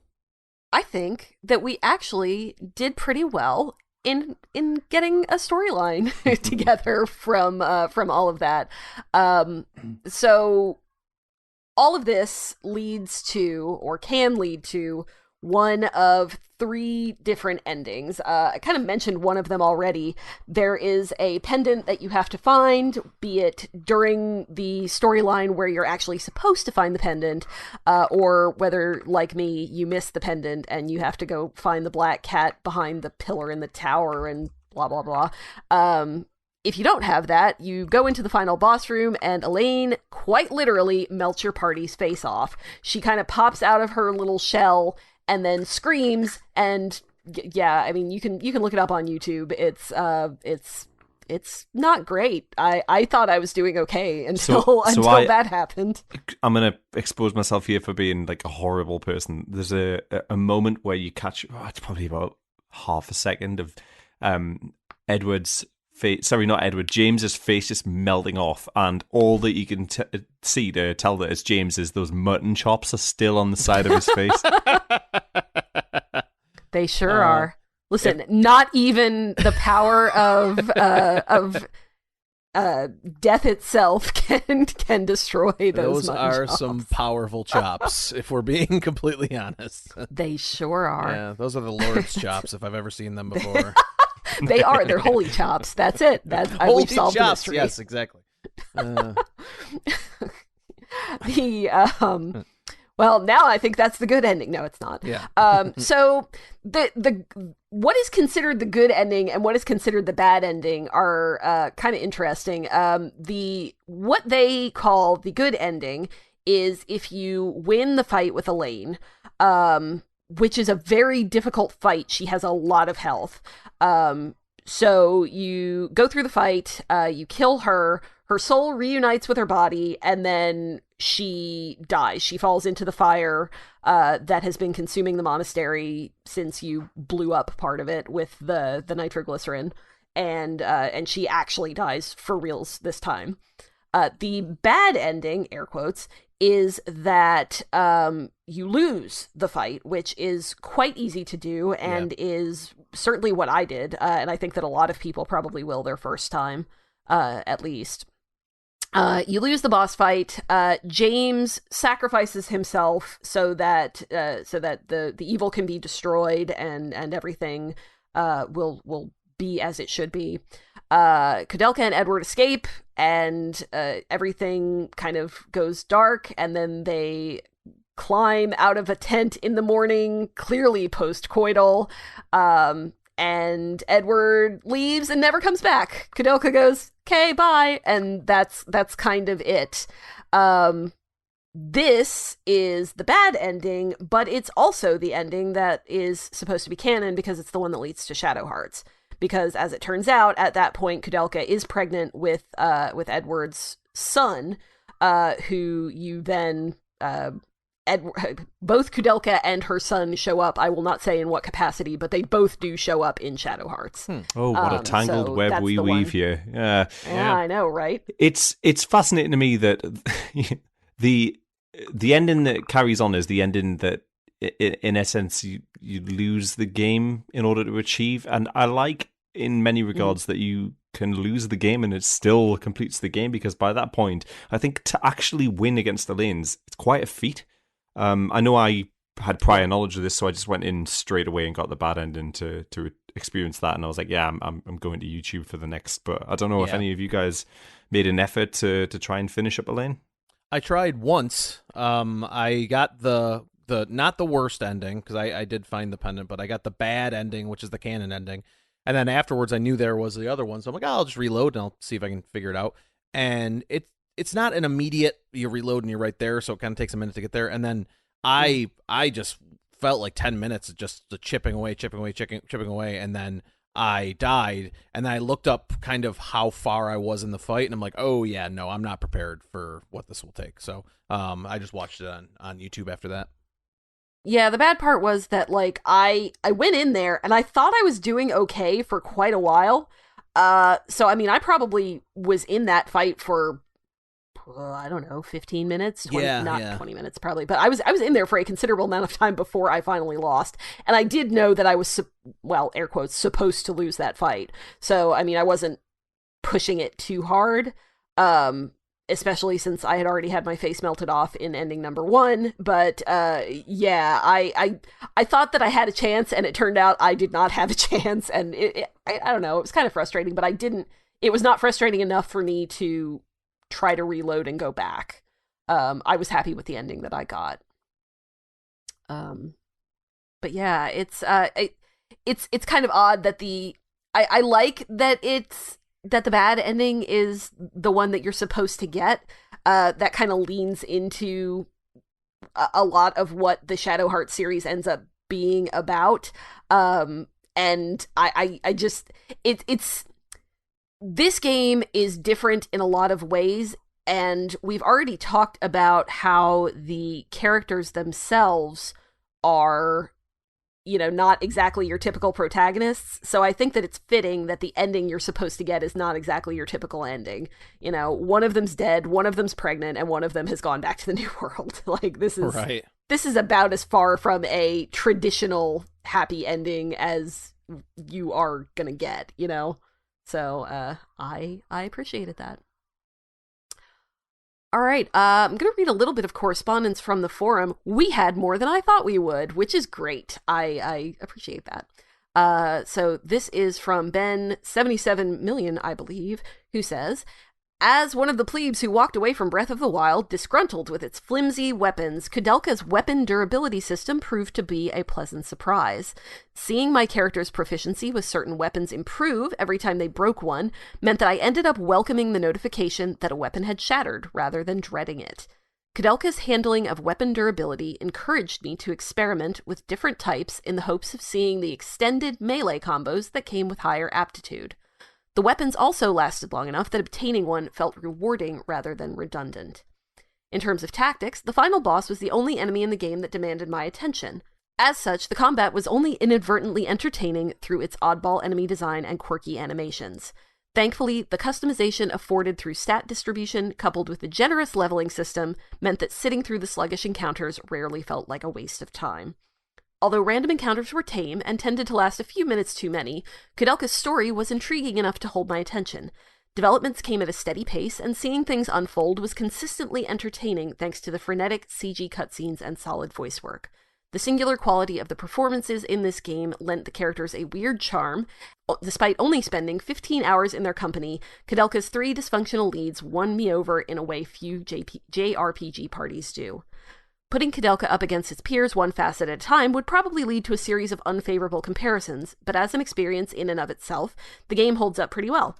Its pre-rendered backgrounds don't hold a candle to those of Final Fantasy IX or Resident Evil 3, nor do its encounters warrant the tinkering that other JRPGs of its era invite, but for me, Kudelka remains an endearing game that admirably reworks the tone and progression of a survival horror into a curious RPG that accomplishes a lot without asking for much. So we didn't talk too much about the progression system. We did note that we had kind of different ways of building our characters. There are stats for which you get points, and those points kind of dictate how much damage you do, how fast your character can go. But what we didn't really touch on was how you upgrade your weapons and your magic. Or not, as the case is. Yeah, yes, exactly. Go ahead. Yeah, so the idea in Kudelka is the weapons will degrade the more you use them, and I think behind the scenes there's a back-end service that simply says, look, after X amount of uses, probably somewhere between like 12 and 15, the weapon will just break, and that weapon no longer becomes of use to you. But in doing that, what actually it does is it increases your affinity or your aptitude with that weapon. And so if you're a melee user, for example, it'll allow you to perform a combination attack. So at level 2 you'll do 2, level 3 you'll do 3. It's unlikely that you're going to get something beyond that in the game because there isn't enough game that would necessitate you to be able to get there. Long. Yeah. But it's a kind of a risk reward isn't the right way of phrasing it. It's more a case of it's ironic that in order to get better at something you are losing it. You can grind weapons of the same type in order to sort of benefit from using them again, but the idea behind it is that you basically use your just awful equivalent of the weapons to get that skill up and then save your best weapons for when you would need it. But here's the thing, Kudelka is not a very complicated or a very difficult game, so it's not something that you have to sort of not like knowingly do. I guess you two might disagree with that based around your kind of builds and such. I wouldn't say that I necessarily disagree with it. I would say that I probably tried to make it a little bit more difficult than I think it actually was. I was trying to spread my points out a little bit more than I think I needed to. And as the game went on, it kind of became apparent that I didn't really need to do that. So like points so there's 2 magic stats. There's it's one of them is like a faith-based magic stat, and one of them is like a power-based magic stat. So those are both pretty useless for, say, Edward, who is just going to hit things right. until they fall down. But they give you explanations for each of the stats, and it will say things like, oh, this is related to, how much damage they'll take from other people's magic attacks, and, that's great and everything. But as Rich, as you were saying, the game really isn't long enough for you to build an especially complicated thing. You can kind of just pick 2 or 3 stats and pump all of your points into those, and somebody in your party is going to be able to actually get the job done at that point. So yeah, I think maybe my characters were a little more diverse is not the right word, a little more capable of doing other stuff, but they didn't need to be, really. Yeah, that was the exact same experience I had. Just I kind of focused on health HP for everybody after hearing what Rich had to say, but also like it became pretty clear like in the first few hours I was kind of like, well, what stats should I put them into, kind of like, hemming and hawing. Then like 10 hours in, I'm just, spamming the button XXX, XXX, and then moving on, just because I realized it didn't truly impact anything too greatly enough to impact my experience. Let's go into another piece of correspondence from the forum. This is from T-Bird, who says, after 4.5 hours and just beginning Disc 2, I can confidently say that I have never played anything quite like Kudelka. This strange blend of Resident Evil with a very light strategy RPG combat system, taking place in a semi-historical, supernatural, fictional timeline and featuring a cast of dysfunctional characters who work together out of necessity rather than by choice, would be a tall order for a modern game. The fact that it was even attempted in 1999 is impressive in and of itself. Unfortunately, that only excuses some of its numerous rough edges. Kudelka has served up some goosebump moments so far and evokes a sense of dread in its grisly setting. The occasional bit of humor, usually a result of the party members bickering, has usually been successful, quality of the voice acting aside, when it could have so easily undermined the experience. The battle system is the game's low point. That's a major problem, given that it makes up the majority of the gameplay besides running about. I still haven't figured out exactly how the movement grid works in all circumstances, nor have I uncovered the secret to leveling up spells akin to the way weapon skills are leveled. What I have figured out is that enemies practically always first target Kudelka if there is any possible way of hitting her. Also, the combat is just abysmally slow, even running on a PS2. The constant loading pauses after attack or magic actions must have been absolutely painful on the original PlayStation. It also feels unfinished, as in some animations and sound effects feel like they're missing. I'm intrigued enough that I intend to finish Kudelka in the coming weeks. It's certainly not an easy game to recommend, but it is unique in many ways, and I wonder what could have been accomplished with a bigger budget, a bit more time, and some better optimization. Yeah, loading times are awful, and so are combat loading time. Like, it's not exactly loading time, so we mentioned this before, but the just kind of the pauses in between when your character does something and when you have to swap to a different character to have them do something, the animations just don't link together especially well at all. It's very choppy, and even in an emulated version, it takes a long time. So yeah, I imagine that the original PS1, Brian, that I salute you for sticking with that. It was troubling. There was a lot of Twitter scrolling on my phone in between battles. That's for sure. That definitely. It's hilarious too, because the game that I'm playing, kind of an aside, back to back Kudelka with is Ratchet and Clank Rift Apart. So I'm playing Kudelka, and I'm literally posting tweets in between battles, and I'm playing Ratchet and Clank, and like I hit start on the PS5 menu, and I pick up my phone, and I look up, and Ratchet's looking at me, being like, "Hey, come on, let's go! Like, come on, you're in the game now." It's crazy, but yeah, it was sometimes brutal, and if you lost a particularly difficult fight or a long fight, it was sometimes enough to make you need to walk away for an hour or two before he came back. Yeah, definitely agree with that. Simon Sloth from the forum says, Kudelka is an excellent pick for this year's Cane and Rinse lineup. Thank you. Especially for my copy of the game. I actually got the game on release, as from the magazine previews, it appeared to my young eyes like a Resident Evil-style survival horror, but without the BBFC 15 certificate, which would have stopped my parents buying it for me. I played it once and was so confused, as I don't think I'd played a turn-based RPG before, and put it back on the shelf. I was raised to never be ungrateful for a present, so I said thank you to my parents, pretended I had enjoyed it. So all these years, it has sat on a variety of shelves until now. Although there are some Resident Evil comparisons, what with the mansion setting, fixed camera angles, questionable voice acting, and range of monsters, the gameplay is very different. Overall, I enjoyed my time with it, and I'm glad to have played it. The interval between random battles was perfect, leveling up occurred pretty frequently, there were lots of save points, and the game was surprisingly short for an RPG, ultimately respecting my time.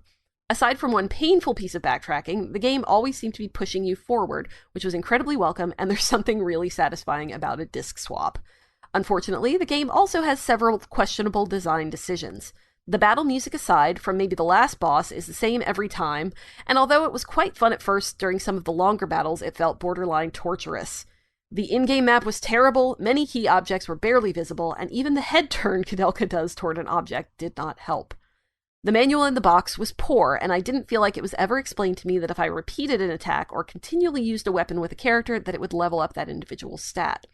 Unfortunately, a lot of the early game I was using every new weapon I came across and switching to the one with the highest stats, meaning I never mastered anything to my detriment and led to some later game grinding which could have been avoided. During battles, there are painfully long delays after magical attacks where the other characters load back in, with some of these making me think the game had crashed. Then there was the backtracking for acid. Why? I can't understand why anyone think it was a good idea to add this unnecessary padding, especially with a confusing map and poor signposting. I don't want to end on a series of negative comments, so I'll highlight something positive. Towards the end of the game, there was a prolonged scene involving Kudelka and Edward, which seemed both natural and well acted. It had an almost Uncharted-esque flavor and stood out in terms of quality and style from the rest of the game's quite terrible dialogue and acting. If there had been more of this, I feel the game could have garnered a more favorable critical reception and makes me wonder how much better it could have been. You also fight furniture. You really do, yeah. You do. So Simon Sloth and I went backwards and forwards on Twitter for a while about like I was fighting furniture. I spent a lot of time in this game fighting chairs and desks and all that sort of good stuff. And then there's a part where a boss scene comes and you get that kind of like, it sort of like goes ring-a-ting-a-ting-a-ting, like in the battle music. You're like, yeah, here we go. What's going to happen? And it was just a different coloured furniture. And I was like, there is a boss fight with chairs. Yeah, I did not. I mean, I was led before I started this game. I had heard a lot from Rich about the furniture fighting, so I was prepared to fight a lot more furniture than I actually did. And I feel like it was kind of oversold to me, but there was a boss fight with furniture, so that's kind of that's something. All right. Well, thank you very much to all of our correspondents. You can give us your feedback on any of the issues upcoming on our forum. That's caneandrinse.com/forum. I believe, I'm not sure how early the threads go up, but at least a couple of weeks beforehand, you would have the opportunity to give us some feedback for possible inclusion in the show. Also, the day of recording, we put out, at Cane and Rinse on Twitter, a call for 3-word reviews, which we have, appropriately enough, 3 of them. So here they are. Brian. T-Bird says, ambitious, fascinating mess. Simon Sloth says, terrifying table tussles. And Andrew Elmore says, so expensive now. It really is. All right.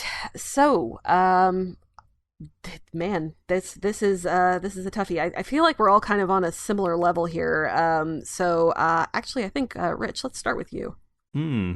Yeah, I think that's fair. Look, I don't want to sort of create overblown statements, but when you nominated this for this volume, I kind of felt almost like you were doing it on purpose just to wind me up, because you know how I felt about this game prior to coming in, and I also felt very upset. I would never.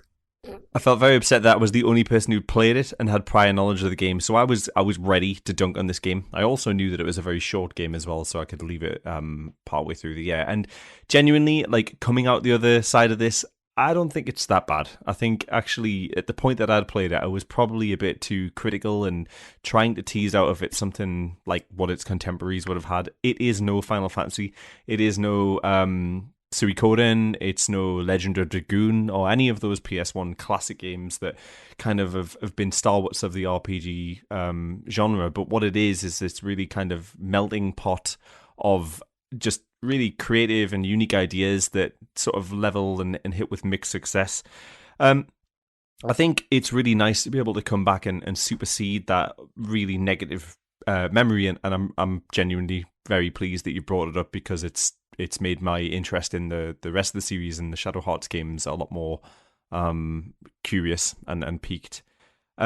There's some impressive animations in there. I think that's really important. And there's some really interesting dialogue that's got some pretty sort of bad acting in places. But the scene in particular with the drunk Kudelka and drunk James is actually a really like strong scene, I feel, because it's, as I mentioned earlier, it's like a nice dramatic monologue. It feels like somebody's auditioning and they've just picked a monologue to go out there and do, and it's worth picking out.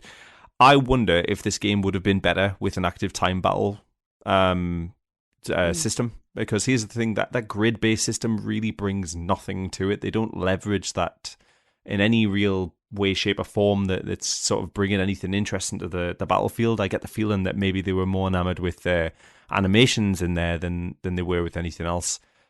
So, I think in hindsight, that would have probably made for a much stronger game and a much slicker game as well. That would have been a little bit more palatable and easier to play. I think the final thoughts that I've had is, I mentioned this at the beginning, it claims to be the sexiest gothic horror RPG on the PlayStation, and I think it's achieved that in buckets. Well said. All right, Brian. Yeah, I'm actually thrilled that I've played through it now. It's hard to recommend, like Rich said. I'm not sure if I would, especially if you don't have an easy means with which to play it. It's certainly cost prohibitive, and I know the emulation can be very tricky in some aspects to get going. But yeah, it's really a neat thing, and I'm like one of those people that like I just, if this has existed and I didn't know about it, and I'd never touched it, like I feel like my life's a little bit better now because of Kudelka. Like I don't know why, but I feel like a little bit more complete. Like it just, like, these isometric PlayStation 1 games were such of a time and place that, like, it's this weird time capsule of all the things that I now currently love about game development, and Kudelka's got a ton of those in there. A lot of them are rudimentary and unpolished and in some aspects just bad, but you could definitely see the building blocks of some cooler things happening. I also think that after the amount of lore diving I did after the fact, that I have to play Shadow Hearts now, because I know too much about Kudelka. So I'm going to so I think I'm gonna dive into Shadow Hearts at some point. Not right away. I need a little bit of a break from the Kudelka verse for a while. But I do think if you have an easy means with which to play this, I'm not suggesting you spend all 15 hours, go through the whole thing, but it'd be neat to touch it and just kind of like see what this game was, and it does a lot, I think, to explain both the technical innovation and limitation of the PlayStation era of games. So yeah, I think it's definitely worth a look if you can. So Leah's very happy with that, because I feel like it's a great big fat mission accomplished in that regard. Listen, if you liked this, you're gonna love Shadow Hearts. That's all I'm saying. Heads up, it's also kind of hard to find. Not as hard as Kudelka, but it's yeah, well, All right, so I'm wrapping this up. I brought this to the table this year, and despite what Rich said, it was not just because I was trying to mess with him. That didn't hurt, but I genuinely wanted to play this game because, as I mentioned, I have owned a copy of it for a long time and just kind of never got around to it. And given my fondness for the games that come after it in the series, I'm really, really glad that I had this opportunity and this kind of impetus to get that done. And I ended up really enjoying it. It's not the best game on the PS1 by any stretch, but it's unique. It has a lot of things going for it that I don't think other games really tried. It combines aspects of some of the games that I really do like. Like, I really do like a lot of JRPGs on the PS1 and beyond, I guess. I really do like Resident Evil and Silent Hill, and kind of seeing a game that really did go for it in just kind of combining a lot of those things that you wouldn't necessarily expect to see in the same package. It wasn't perfect, and it fell flat in a couple of ways, but I think that it was a worthy experiment by that team, and I am really glad that I played it. So I would agree. Maybe don't go out and spend $300 on a copy of Kudelka for the PS1. I have no idea if that's accurate. I price-wise, I have not looked recently. I just remember that it was scary the last time I did. So, maybe don't do that. But if it comes to some kind of digital distribution service, keep an eye out. I'm not really holding my breath on that one, but you never know. And if you do have the ability to track down a copy of this game, I would say give it a look. It is unlike a lot of other things that I have played. And I really like that. I like weird Japanese role-playing games, and this certainly fits that bill. So that is my summary until next year, when maybe I can get people to play Shadow Hearts finally. We'll see. So, just remains for me, Leah, to thank Rich and Brian, as well as all of our correspondents, our editor Jay, and of course, all of you for listening. Next time, in issue 475, we've already done one series of id Software's stuff, I guess, in Doom, and now we are taking a look at Quake. So we'll see you next week.